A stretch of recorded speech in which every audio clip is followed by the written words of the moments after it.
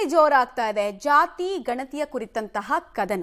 ಈ ವಿಚಾರಕ್ಕೆ ಸಂಬಂಧಪಟ್ಟಂತೆ ಡಿಕೆ ಶಿವಕುಮಾರ್ ಅವರು ರಿಯಾಕ್ಷನ್ ಕೊಟ್ಟಿದ್ದಾರೆ. ಅವ್ರು ಏನ್ ಹೇಳಿದ್ದಾರೆ ಆ ರಿಯಾಕ್ಷನ್ ಅನ್ನ ಗಮನಿಸೋದಾದ್ರೆ, ನಮ್ಮ ಪಾರ್ಟಿ ಅಭಿಪ್ರಾಯವೇ ಬೇರೆ ಇದೆ ಅಂತ ಡಿಕೆ ಶಿವಕುಮಾರ್ ಹೇಳ್ತಾ ಇದ್ದಾರೆ. ನನ್ನ ವೈಯಕ್ತಿಕ ಅಭಿಪ್ರಾಯ ಬೇರೆ ಇದೆ, ಪಾರ್ಟಿ ಅಭಿಪ್ರಾಯ ಬೇರೆ ಇದೆ. ಜಾತಿ ಗಣತಿ ವಿಚಾರಕ್ಕೆ ಸಂಬಂಧಪಟ್ಟಂತೆ ನಾನು ಪಕ್ಷ ಹೇಳಿದ ಹಾಗೆ ಕೇಳ್ತೀನಿ. ನಮ್ಮ ಪಕ್ಷದಲ್ಲಿ ನಮ್ಮದೇ ಆದಂತಹ ಗೈಡ್ಲೈನ್ಸ್ಗಳು ಇದಾವೆ, ಮಾರ್ಗಸೂಚಿಗಳು ಇದಾವೆ. ಹೈಕಮಾಂಡ್ ಅಂತಿಮ ನಿರ್ಧಾರವನ್ನ ಕೈಗೊಳ್ಳುತ್ತೆ ಅಂತ ಜಾತಿ ಗಣತಿಯ ಚೆಕ್ ಮೇಟ್ಗೆ ಉತ್ತರವನ್ನ ಹೀಗೆ ಕೊಟ್ಟಿದ್ದಾರೆ. ಆಯ್ತು ನೋಡೋಣ. ನೋಡಿ, ನಮ್ಮ ಪಾರ್ಟಿ ವೈಯಕ್ತಿಕದ ವಿಚಾರ, ನಾನು ಪಕ್ಷದ ಅಧ್ಯಕ್ಷನಾಗಿ ಕೂತಿದ್ದೀನಿ.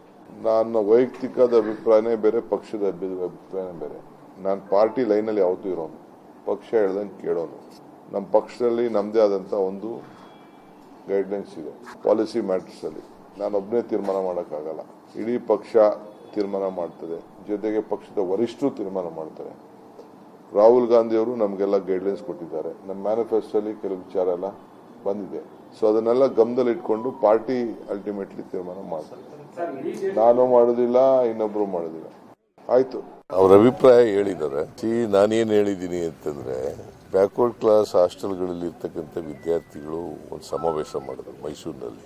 ಆ ಸಮಾವೇಶದಲ್ಲಿ ಹೇಳಿದ್ದೆ, ನಾನು ರಿಪೋರ್ಟ್ನ ತಗೊಂಡಿದ್ದೀವಿ, ರಿಪೋರ್ಟ್ ಕ್ಯಾಬಿನೆಟ್ ನಲ್ಲಿ ಮಂಡಿಸಬೇಕು, ಅಲ್ಲಿ ಚರ್ಚೆ ಆಗಬೇಕು, ಅದಾದ್ಮೇಲೆ ಜಾರಿ ಮಾಡ್ತೀವಿ ಅಂತ ಹೇಳಿದ್ದೆ. ಇಲ್ಲ, ಭೇಟಿ ಮಾಡಿದ್ರೆ ನಿಜ, ಹೇಳೋದು ನಿಜ, ಬಟ್ ಯಾವಾಗ ಮಾಡ್ತೀವಿ ಕ್ಯಾಬಿನೆಟ್ ಮುಂದೆ ತರಬೇಕಲ್ಲ ಅದನ್ನ.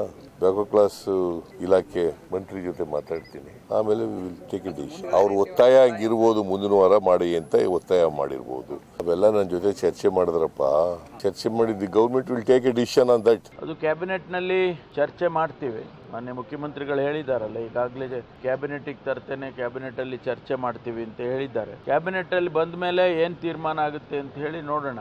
ಯಾಕೆಂದ್ರೆ ಅದು ಟೇಬಲ್ ಮಾಡಬೇಕಾಗುತ್ತೆ, ಅಸೆಂಬ್ಲಿನಲ್ಲಿ ನಾವು ಅದನ್ನು ಇಡಬೇಕಾಗ್ತದೆ. ಆ ಸಂದರ್ಭದಲ್ಲಿ ಏನೇನು ಚರ್ಚೆಗಳಾಗ್ತವೆ, ಅಂತಿಮವಾಗಿ ಸರ್ಕಾರ ಏನು ತೀರ್ಮಾನ ತಗೊಳುತ್ತೆ ಅದು ಆ ನಂತರ ಗೊತ್ತಾಗುತ್ತೆ. ಚರ್ಚೆ ಆದಮೇಲೆ ನಾವು ಒಂದು ತೀರ್ಮಾನಕ್ಕೆ ಬರ್ತೀವಿ. ಜಾತಿ ಗಣತಿ ವಿಚಾರವನ್ನ ಸ್ವಲ್ಪ ಎಚ್ಚರಿಕೆಯ ನಡೆಯನ್ನ ಇಡಬೇಕಂತ ಹೇಳಿ ಮಾನ್ಯ ಮುಖ್ಯಮಂತ್ರಿಗಳನ್ನ ನಾನು ಒತ್ತಾಯ ಮಾಡ್ತೇನೆ. ಇವತ್ತು ಕೇಂದ್ರ ಸರ್ಕಾರ ಕೂಡ ಸೆನ್ಸಸ್ ಅನ್ನ ಘೋಷಣೆ ಮಾಡಿದ್ದಾರೆ.